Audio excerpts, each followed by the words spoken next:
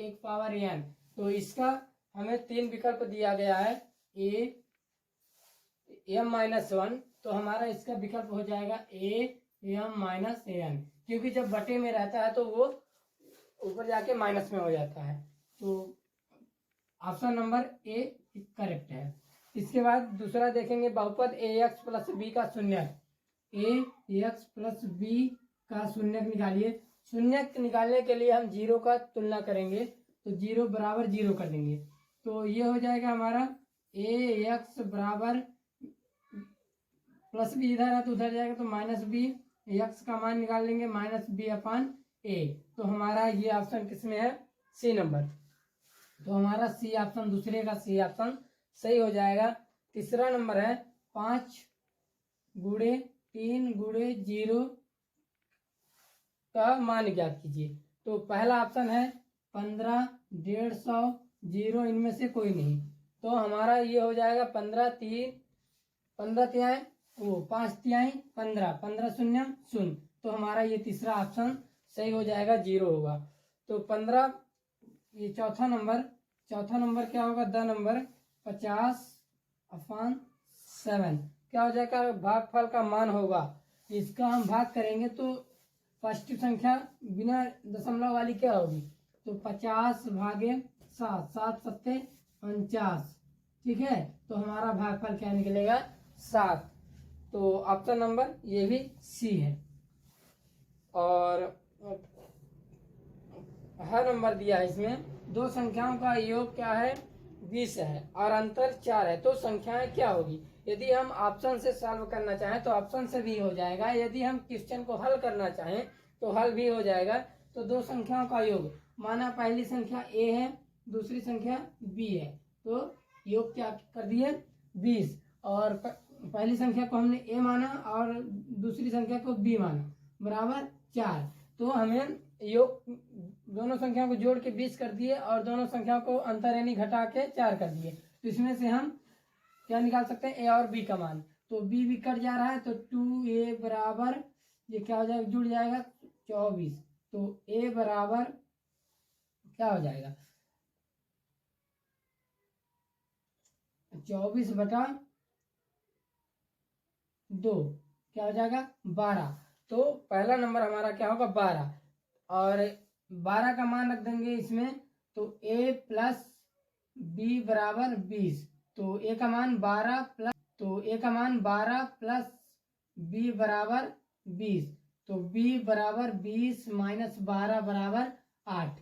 तो हम इसको क्या कर सकते हैं, 12 और 8 ही हमारा आंसर हो जाएगा। तो 12 और 8 हमारा आंसर हो गया। तो ऑप्शन नंबर इसमें किसका, सी नंबर। लगभग सभी सिद्ध हो रहे हैं। तो चलिए हम आगे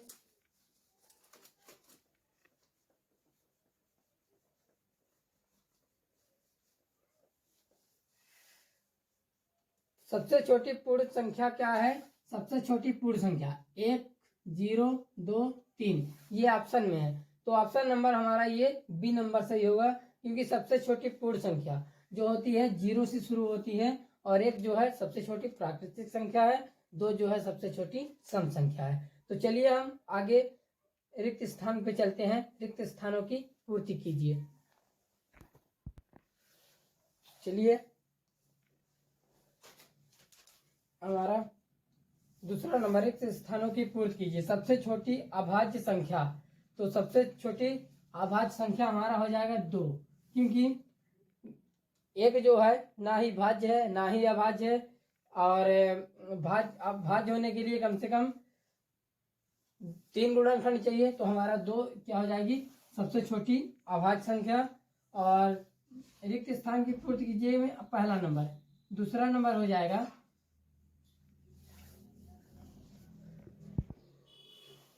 -3 और -6। तो इसको हम हल करेंगे, क्या हो जाएगा, -3 प्लस 6। तो ये क्या हो जाएगा, +6 आंसर, वो +3, ये हमारा खाली स्थान में होगा। और तीसरा नंबर क्या हो जाएगा, -2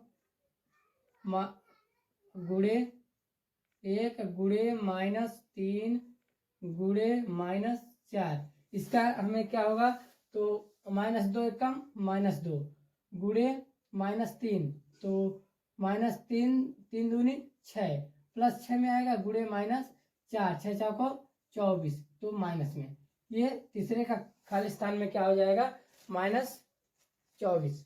तो द नंबर क्या होगा, रैखिक बहुपद में चर की अधिकतम घात क्या होती है, 1। चर का जैसे रैखिक बहुपद ax + by + c = 0, ये क्या हो जाएगा हमारा, इसकी अधिकतम घात क्या होती है, 1। ठीक है, तो हमारा 1 हो जाएगा। और बिंदु 7 - 6 में कोटि का मान, यानी ये हमारा ये भुज होता है, जो पहला अक्षर होता है ये कोटि होता है। ठीक है, तो पहला अक्षर हमारा भुज हो जाएगा, जो 7 यहाँ इधर आएगा, और ये -6 ये कोटि हो जाएगा, ये कोटि। तो जो दिया है हम लिख देंगे, तो कोटि का मान -6।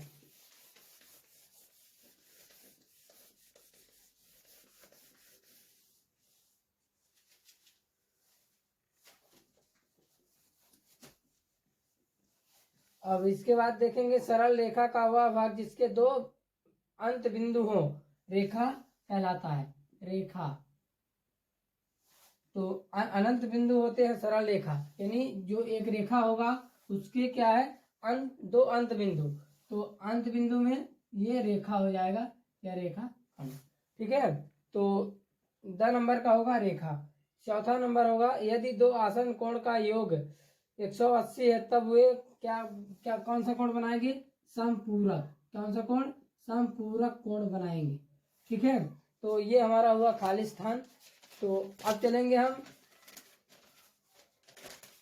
सही जोड़ी की ओर।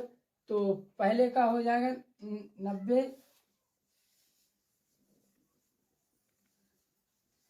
सही जोड़ी, तो पहला, दूसरा, तीसरा, चौथा, पांचवा, छठवां।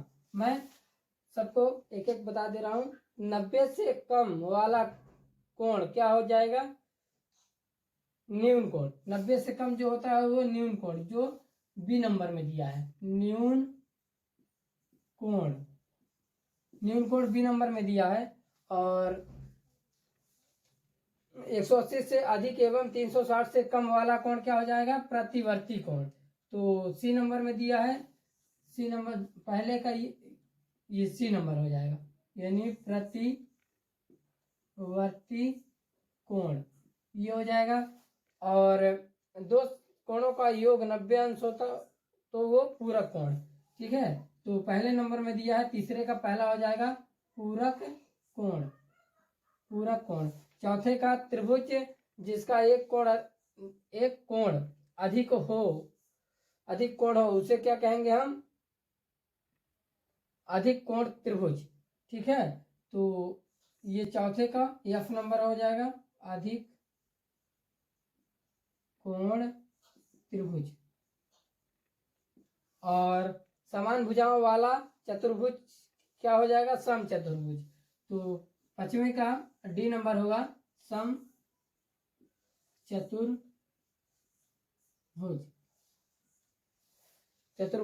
और छठवें चतुर्भुज के चारों कोणों का योग कितना हो जाएगा, 360। ई नंबर वाला हो जाएगा 6 नंबर का 360 डिग्री। चलिए हम अब प्रश्न नंबर 4, एक शब्द या वाक्य में उत्तर दीजिए। तो एक शब्द और वाक्य वाला चलते हैं।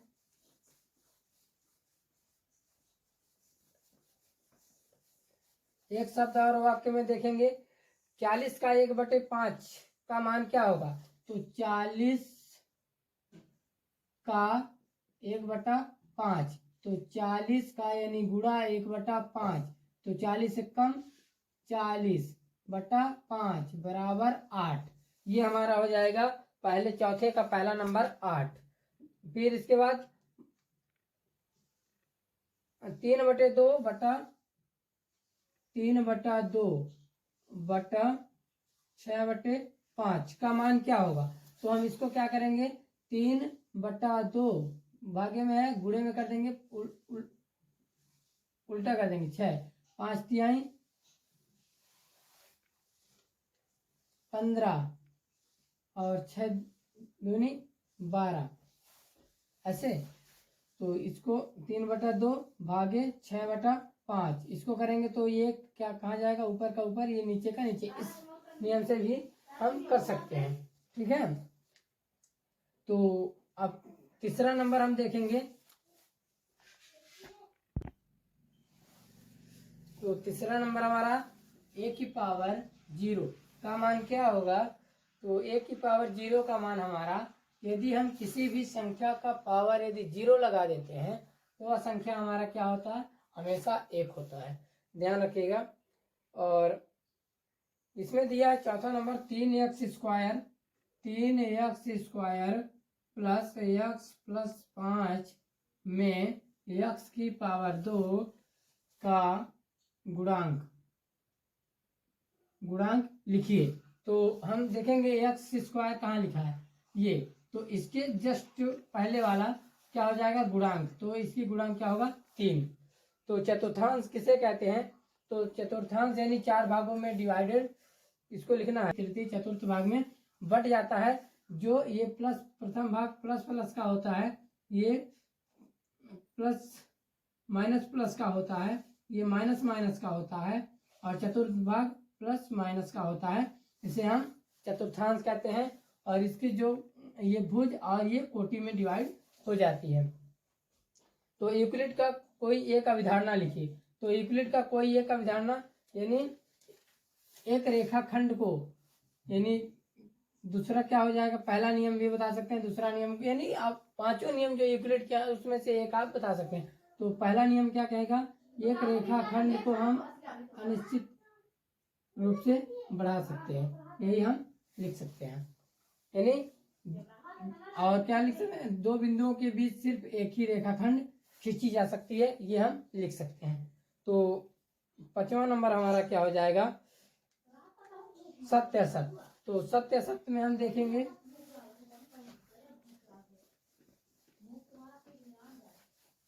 सत्य असत्य में हमारा हो जाएगा, घनाभ के फलकें वर्गाकार होती हैं। जो घनाभ हमारा होता है, तो घनाभ के हमारा फलक क्या होते हैं, घनाकार। तो हमारा ये हो जाएगा असत, पहले का असत। दूसरे का घन के 6 शीर्ष होते हैं। तो घन के 6 शीर्ष होते हैं, 1 2 3 4 5 6 7 8 शीर्ष होते हैं। ये हो जाएगा असत। और ये आयत का परिमाप लंबाई गुणे चौड़ाई होता है। परिमाप यानी बाहर का माप क्या होता है, लंबाई गुणे चौड़ाई नहीं, आयत का ये क्षेत्रफल होता है। परिमाप क्या होता है, 2 लंबाई प्लस चौड़ाई, ये होता है परिमाप। तो इसमें क्षेत्रफल दे दिया है आयत का, तो ये हो जाएगा असत्य। और चौथा नंबर क्या हो जाएगा, px। तो px क्या दिया है, px बराबर 4x प्लस 7 में x बराबर -3 रखने पर, तो क्या इसका मान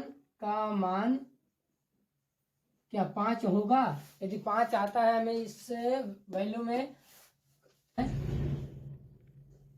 1 2 3 4 5 6 7 8 शीर्ष होते हैं, ये हो जाएगा असत। और ये आयत का परिमाप लंबाई गुणे चौड़ाई होता है। परिमाप यानी बाहर का माप क्या होता है, लंबाई गुणे चौड़ाई नहीं, आयत का ये क्षेत्रफल होता है। परिमाप क्या होता है, 2 लंबाई प्लस चौड़ाई, ये होता है परिमाप। तो इसमें क्षेत्रफल दे दिया है आयत का, तो ये हो जाएगा असत्य। और चौथा नंबर क्या हो जाएगा, px। तो px